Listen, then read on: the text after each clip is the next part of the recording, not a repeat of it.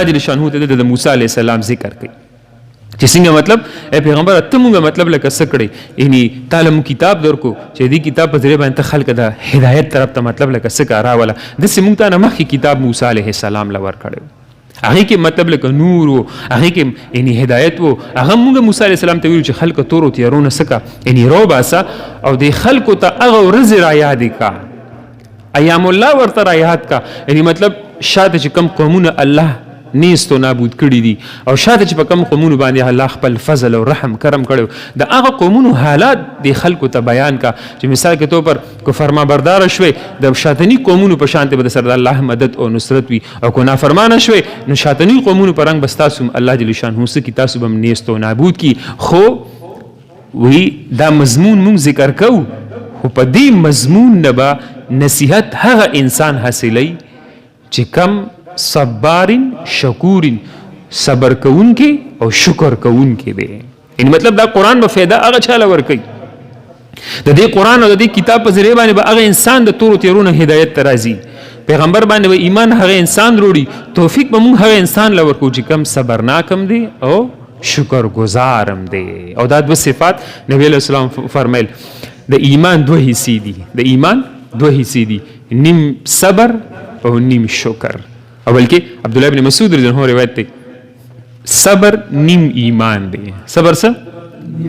نیم ایمان دی د دې وجه عجیبه یعنی نبی علیہ السلام عجیبه خبر وکړه وې د مسلمان ګورځان په دې باندې خپويږي د مسلمان د پاره هر حال د مسلمان د پاره هر یو حال دا خیر هی خیر دی او بلای هی بلای ده نو باندې پېښوي د مسلمان د پاره هر حال انده باندې مطلب هر قسم حالات رالل نو په هر حالت کې دا مسلمان په خیر باندې دی او بلای د سره مطلب لکه خېګړه ده او نبی رسول الله فرمایل چې دا صفت دا خوې سوی د مؤمن نه بل چاته نه ملاوي دا مطلب بغیر د مؤمن نه بل چاته نه ملاويږي چې دی په هر حال باندې مطلب لکه د لپاره خیر دی او بلای دی او خېګړه دی ولې کده باندې الله جل شانه نعمتونه کړی دي دی په دغه نعمتونو کې د الله جل شانه شکریا ادا کوي او شکریا څه ته وایي کم نعمت چې د الله درکړی دی دغه نعمتونو د الله په نافرمانۍ او په حرام او په ناجایزو کارونو کې نه استعمالول دا د نعمت شکریا ده دا نه چې د حرام او د ډېرو خوړو بیا الله ستاسو ډېر شکر چې په مړه خېټه د روټۍ راک دا شکر نه دی شکر دی ته وایي کم نعمت د الله درکړی دی دغه نعمت د الله د نافرمانۍ په ناجایز او په حرام کارونو کې مطلب دغه نعمت استعمال نشي بلکې د الله په فرمانبردارۍ په حلال او په جایزو کې مطلب لکه دغه نعمت استعمال شنو دا د نعمت شکریا ده مثال کې طور پر الله مال درکړی وي اوس تاسو کو الله مال درکو اوس دا مال تاسو کو په فرمانبردارۍ کې د الله خرج کو حج دی کو خلق دی په مطلب سو کول نفلی صدقات خیرات دی په کول د دې مال په ذریعہ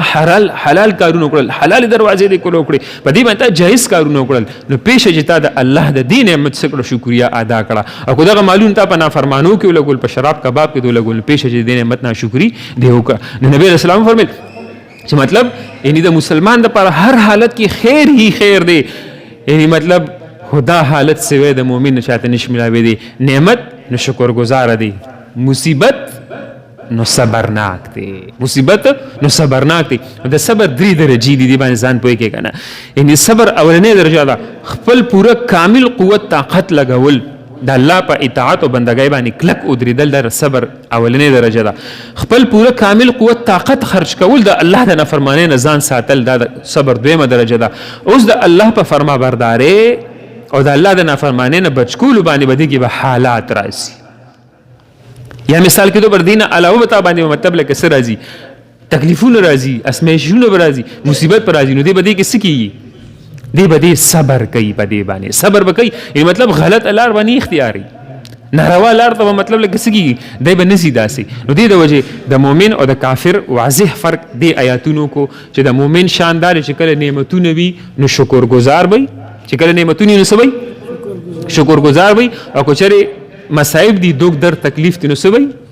صبر وکي د دې په مقابله کې فاسق او فاجر او کافر چې کله نعمتونه وي نو باغی به وي او چې کله مطلب مصیبت تکلیفونه راشي نو امید به وي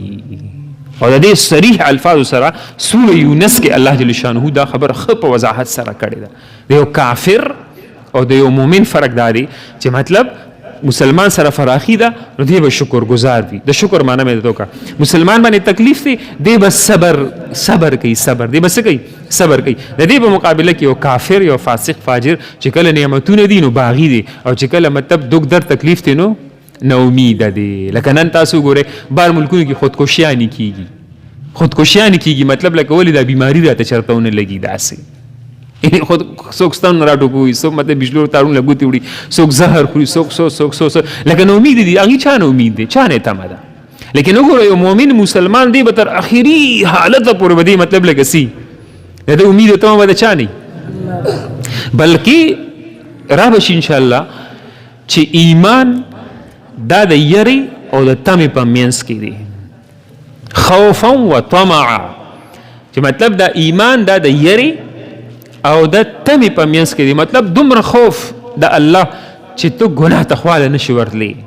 او دومره امید او دومره تمه چې مثال کې طور پر یعنی تاسې عمر رضی الله عنه فرمایل یعنی که چېرې ټول په ټوله انسانان مطلب لکه څه شي جنت ته لاړ شي او یو انسان جهنم ته لاړ شي زه یېرېږم د الله نه چې دغه یو به زه یم داسې او که ټول په ټوله انسانان جهنم ته لاړ شي او یو انسان جنت ته لاړ شي زما د الله نه امید دی چې دغه یو به زه یم داسې. وګورو دې ته مطلب دومره یره او دومره تمه که ټول په ټول انسانیت جهنم ته ځي او جنت ته ځي به سي ابو عمر وي به زه یم داسې. ګوره لیکن د هغې ایمانی کیفیت نوعیت ته وګورئ که نه چې عمر رضی الله عنه کله وفات کېږي نو عبدالله ابن عمر چې کوم زوی دی سر یې وله کېښو نو ده دا سر خپل وغورځولو په دې خاورو ته او دا خپل یعنې څه کوي دا مخ په دې خاورو کې مږي داسې او څه ور وایي ای الله کو تا په عمر باندې رحم ونه کړو عمر به هلاک شي دا د عمر رضی الله عنه تاریخي الفاظ دي داسې. او سی ویلې بچې چې کله زه وفات شم زما جنازه زر وړی داسې او تی بابا ولی یعنی کو چېرې مثال کې طور پر زه د الله ښه بندیم نو ما خپل الله سره زر میلو کې او کو زه مطلب بدترین بندیم دی دنیا نه زما دا بوج زر سپک کې داسې الټي ته مطلب لکه څه وایي خوف او تمه داسې. موږ مثال کې طور پر یعنې هغه خلک دومره په لوی درجاتو دومره لوی ایمانونو یعنې مطلب داسې به جړل عثمان رضی الله به ټول ګیره مبارک البنده شوه داسې علي رضی الله به داسې لوغړېدو لکه د مار لړم چیچلې چې لوغړېږي داسې. او کم صحابه دي ټاپ 10 صحابه دي د الله رب العزت جنت زیری مطلب په دې دنیا باندې څه شوي دي یعنی شوي ده په انبیاو نه پس بهترین مخلوق د الله دی لیکن دومره د الله نه یریږي داسې.